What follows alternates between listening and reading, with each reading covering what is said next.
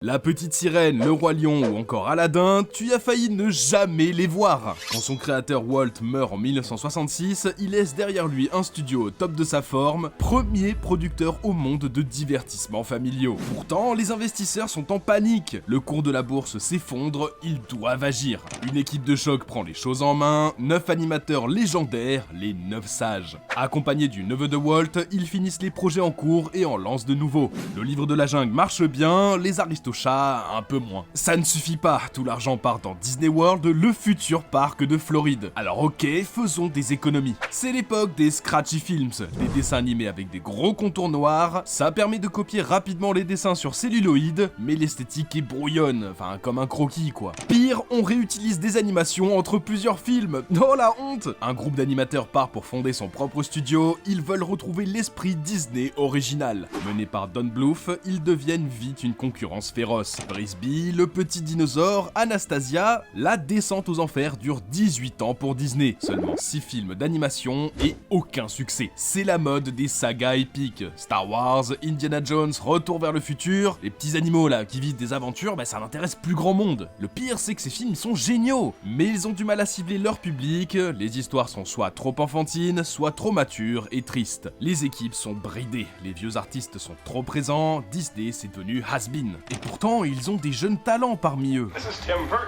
En haut, c'est la guerre de succession. Un homme d'affaires menace de racheter l'entreprise pour la revendre en petits morceaux, on frôle la catastrophe. 3 hommes arrivent au pouvoir en 1984. Businessmen, ils ont fait carrière dans le cinéma traditionnel et n'ont jamais vu un storyboard de leur vie. Le film Splash sort et c'est un succès. Les actions remontent de 16% et pour les comptables, c'est clair et net. Mission, tout miser sur les prises de vue réelles, l'animation n'a plus d'avenir. Taram et le chaudron magique enfoncent le clou, 21 millions de recettes pour un budget de 44 millions. Ils sont carrément battus par les bisounours. Les animateurs sont déplacés dans des préfabriqués loin du studio, l'humiliation est totale. Seul un miracle pouvait relancer l'animation, la VHS. D'habitude, Disney sort ses films en salle, attend 7 ans puis les ressort à nouveau. Ça crée de la rareté, les gens se ruent pour les revoir, distribuer dans les foyers, ça tuerait leur stratégie. Bon, on tente quand même l'expérience avec Pinocchio et c'est un véritable succès. Les cassettes se vendent comme des petits pains, de l'argent magique tombe du ciel. Les financiers sentent le filon et mettent en place un plan de fou. Sortir un film d'animation par an pour alimenter ce nouveau marché. On lance une grande chasse aux idées, on fait confiance aux jeunes artistes, on embauche des compositeurs de génie et en avant Guingamp. La Petite Sirène sort en 1989 et c'est un carton. Les masterclass s'enchaînent, La Belle et la Bête, Aladdin, Pocahontas, Mulan, Tarzan, un sans faute. Les nouvelles technologies, développées par un certain Pixar, allient animation traditionnelle et informatique et le rendu est dingue. Le Roi Lion explose tous les records avec 760 millions de dollars au box-office, presque 12 fois plus que Rox et Rookie. C'est un nouvel âge d'or. Retour au conte de fées, histoire qui dépayse, musique inspirée des comédies musicales, le public retrouve le goût de Disney. La magie est revenue, l'animation est à nouveau au cœur de l'entreprise, les studios sont inarrêtables. Disney a failli ne jamais exister. Après la fin de la Première Guerre mondiale, au Kansas, le jeune Walt Disney travaille comme dessinateur. Pas très bien payé, il découvre sur son temps libre les balbutiements du dessin animé. En 1920, dans une salle de bain, il lance une boîte d'animation publicitaire. Bon, grosse galère, en quelques mois, il ferme boutique. Mais Walt ne désespère pas et il met toutes ses économies dans un nouveau studio, Lovegram Inc. Il réalise des petits courts-métrages pour la scène locale. Les gens aiment bien, c'est frais, satirique, mais pas rentable. Il est juste trop pointilleux. Une boîte de prod lui propose alors un contrat salvateur. 11 000 $ pour acheter ses films. Ouf, c'est bon, le rêve peut continuer. Walt investit dans du matos et dans une équipe de prod, mais ne reçoit jamais l'argent promis. Entre-temps, son sauveur a fait faillite. En 1923, rien qu'un an après sa création, il doit déposer le bilan. Après 2 échecs, Walt est ruiné. Il devient photographe et délaisse le dessin. Mais un nom lui trotte en tête. Une ville dynamique où le cinéma explose, Hollywood. Il claque tout pour un billet de train et direction la Californie. Sur place, il lance avec son frère les Disney Brothers Studios. Et comme toute bonne success story américaine, il commence dans le garage de leur oncle. En 1927, il crée Oswald le Lapin Chanceux, distribué cette fois par Universal Pictures. Ça marche plutôt bien et ils se disent que c'est bon, c'est leur porte d'entrée vers le succès. Direct, ils tentent de négocier une augmentation, mais le producteur les calme direct. Écoute petit gars, t'es bien gentil, mais moi j'ai pas besoin de toi. En fait, t'as signé un contrat contrat qui me donne tous les droits d'Oswald. Du coup, je me casse avec la moitié de ton équipe. Tiens, c'est terrible, il s'est fait arnaquer. Pour revenir, il doit frapper fort. Et justement, il invente Mortimer Mouse, une petite souris rapidement renommée Mickey. Il en fait 2 cartoons, Plain Crazy et Mickey Gaucho. Allez, c'est bon, ça va tout péter. Eh ben non, gros flop, personne n'en veut. La concurrence est rude, celui qui rafle tout, c'est Félix le chat. Mickey, lui, doit se démarquer. Et ça tombe bien, le cinéma sonore vient de naître. Direct, Walt vend sa voiture pour s'équiper et il imagine un film qui exploite cette technologie. Enfin, Steamboat Willie est un carton. Les productions s'enchaînent et le merch Mickey se vend comme des petits pains. C'est clair, innover est la meilleure stratégie. Walt s'endette pour l'exclusivité du Technicolor pendant 2 ans et sort les Silly Symphonies. Le meilleur des deux mondes, les premiers cartoons sonores en couleur. Mais pourtant, même avec ça, ça suffit pas à renflouer les caisses. Au bord de la ruine, il tombe en dépression. Mais il n'abandonne pas. En 1934, il prépare son plus grand coup de poker, un long métrage d'animation. La folie de Disney, tout le monde le prend pour un fou, ses concurrents, sa femme, son frère. L'animation c'est pour les gosses, c'est pas du cinéma. Le défi est colossal, comment rendre attachant des petits dessins qui bougent? Et surtout, comment garder l'attention du spectateur pendant 1h20? Walt connaît sa force, son avance technologique. Sa dernière pièce maîtresse, c'est la caméra multiplane. Du jamais vu, elle scanne couche par couche les dessins pour jouer avec la profondeur comme des vrais mouvements de caméra. Il recrute les meilleurs talents du pays et paye des formations à ses employés. Le budget initial de 250 000 $ explose jusqu'à 1,48 million. Il emprunte encore à sa banque, il hypothèque sa maison. S'il échoue, il aura officiellement tout perdu. Le 21 décembre 1937, après 3 ans de nuit blanche, un orchestre, 1300 personnes et 1,5 million de dessins, Blanche-Neige et les 7 nains sort au cinéma. Et c'est un carton! Enfin, 8,5 millions de $ au box-office, c'est énorme pour l'époque. Disney n'a pas seulement sauvé son studio, il l'a aussi rendu riche. Le monde est conquis, enfin Disney est sorti de la galère, on le respecte, il est là, il est beau, le film obtient même un Oscar honorifique avec cette petite statuette, oh c'est trop mignon. Les gens rient et pleurent devant cette aventure, l'animation a gagné ses premières lettres de noblesse. La guerre a failli tuer Disney. Pour surfer sur le succès de Blanche-Neige, 3 projets sont lancés en même temps. Disney est très populaire en Italie? Très bien, faisons un film sur leur conte le plus connu, Pinocchio. Succès garanti. Bon, petit problème, la Seconde Guerre mondiale vient d'éclater et c'est impossible d'exporter à l'international. Le film sort en 1940, c'est l'hécatombe. Malgré 2 Oscars et un public conquis, le studio perd 300 000 $.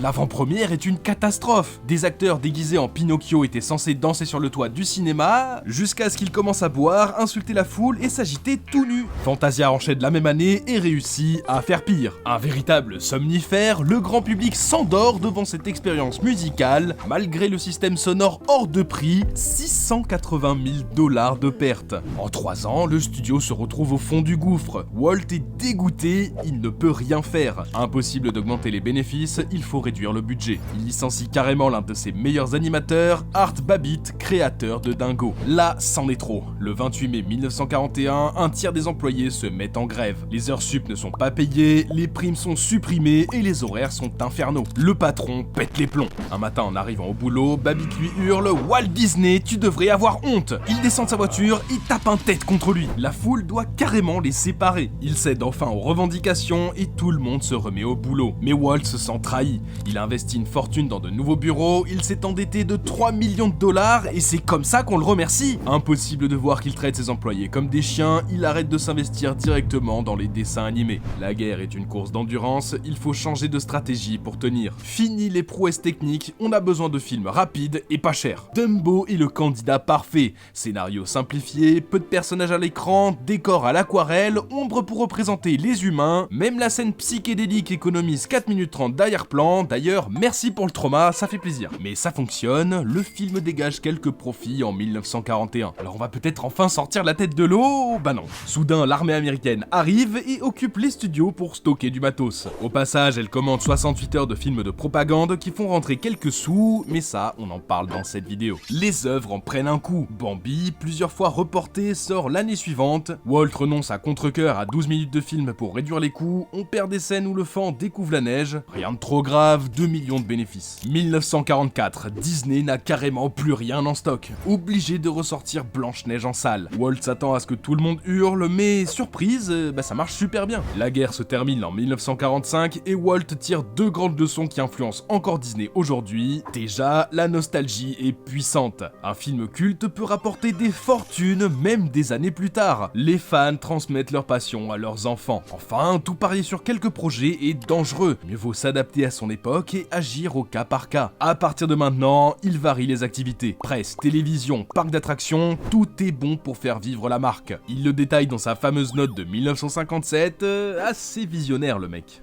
L'enfer du passage à la 3D. L'âge d'or des années 90 n'a pas tardé à battre de l'aile. Motivé par tous ses succès, Michel Eisner, le PDG de l'époque, enchaîne les bourdes. À Paris, il propulse Euro Disney, qui coûte beaucoup trop cher. Résultat, on coupe dans le budget des parcs jusqu'à ce qu'à Anaheim, une attraction s'effondre et tue un homme. Alors déjà, ça c'est terrible, mais en plus, juste après, en 98, il lance un portail web pour surfer sur internet. C'est un flop de 2 milliards. De 94 à 2010, à part Tarzan, aucun film d'animation ne dépasse la barre des 350 millions. Après les 750 du Roi Lion, ça fait bizarre. Pourtant, certains sont géniaux. Prenez l'Atlantide, l'Empire perdu. Un de mes films préférés, c'est beau, mature, prenant, mais ça rembourse à peine le budget. Eisner voulait en faire une grande saga, c'est raté. Le film sort en même temps que Shrek, qui lui se moque des contes de fées. Juste 60 millions de budget pour 1 milliard de recettes. C'est la raz-de-marée de la 3D. L'humiliation est totale. Le studio DreamWorks a été fondé par un ancien patron de Disney.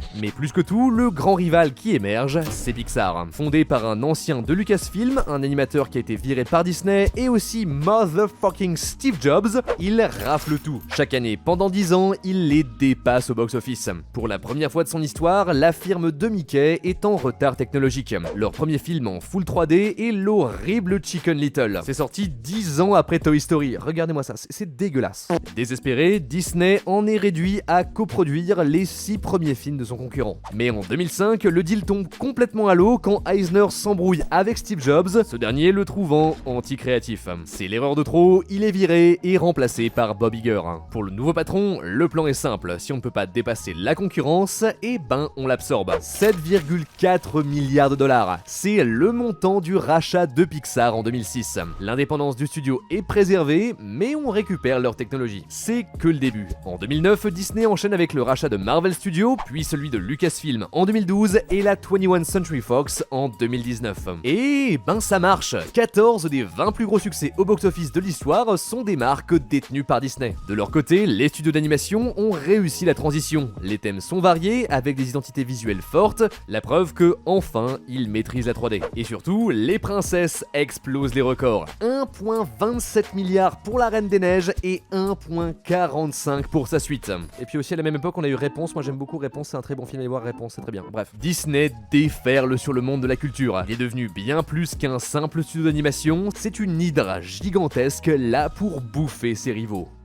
Est-ce que Disney est en train de mourir ? En 2021, c'était la 29e plus grosse entreprise du monde, survivant du Covid, qui a servi comme tremplin pour Disney+, tout leur réussissait. Et pourtant, en 2 ans, ils ont perdu presque 2 fois leur valeur. Alors comment peut-on gâcher un tel potentiel ? Dans la folie des rachats, celui de la 20th Century Fox a fait mal. Un trou de 45 milliards dans les comptes. L'Eldorado du streaming est une galère. Trop de concurrence, un public peu fidèle et des abonnements à la baisse. Bon, c'est loin d'être la catastrophe, hein. Disney+ sera rentable dans quelques années, mais les investisseurs grincent des dents. Non, le vrai problème, c'est que le public en a ras-le-bol. 32 films en 15 ans pour le MCU, bientôt 10 séries, alors déjà que c'est dur pour les fans, impossible de suivre pour Monsieur Tout-le-Monde. La phase 4 peine à décoller et la qualité baisse. Oh my god, bro. Oh, hell no, man. Pareil pour Star Wars. Ok, en 6 ans on a rentabilisé la franchise, mais elle ne fait plus du tout rêver. Toutes les nouvelles séries sont mollassonnes, The Mandalorian et Ahsoka à la limite ok,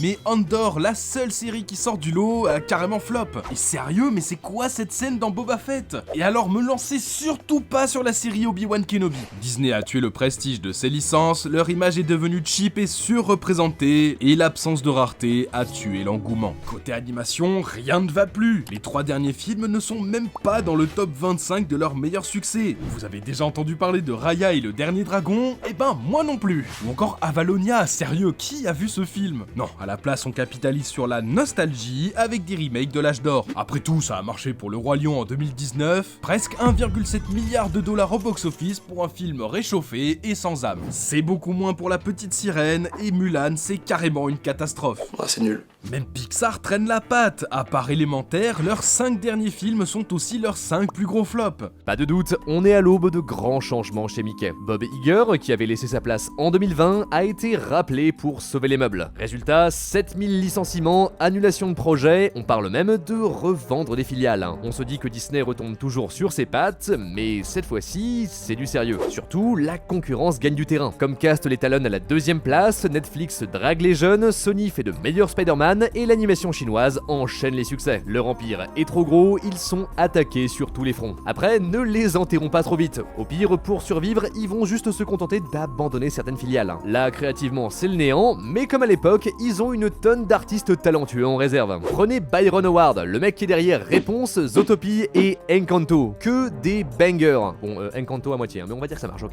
Ou encore, Tony Gilroy, il a travaillé sur Andor et Rogue One, les meilleures productions Star Wars sous Disney. Récemment, des jeunes talents ont été recrutés. Tout ce beau monde n'attend qu'une chose, que les vieux fossiles de la direction laissent la place à une nouvelle équipe. Alors c'est vrai, niveau effets spéciaux, c'est la ramasse. Mais ils développent Stagecraft, la technologie de panneau LED utilisée dans The Mandalorian. Ultra pratique, ça fonctionne bien, ça révolutionne le monde des VFX. Encore une fois, ils ont un coup d'avance. Peut-être qu'avec plus de temps et plus de moyens, ils vont réussir à trouver une nouvelle recette et lancer un nouvel âge d'or. Ça va pas être facile, mais ça veut dire que les prochaines années vont être passionnantes. Et personnellement, j'ai hâte de voir ça. Sur ce, merci de nous avoir écoutés, abonnez-vous et dites-nous en commentaire quel est votre Disney favori. Voilà, parfait. Nous, c'était Teromic et Elnox, merci de nous avoir écoutés, à la prochaine.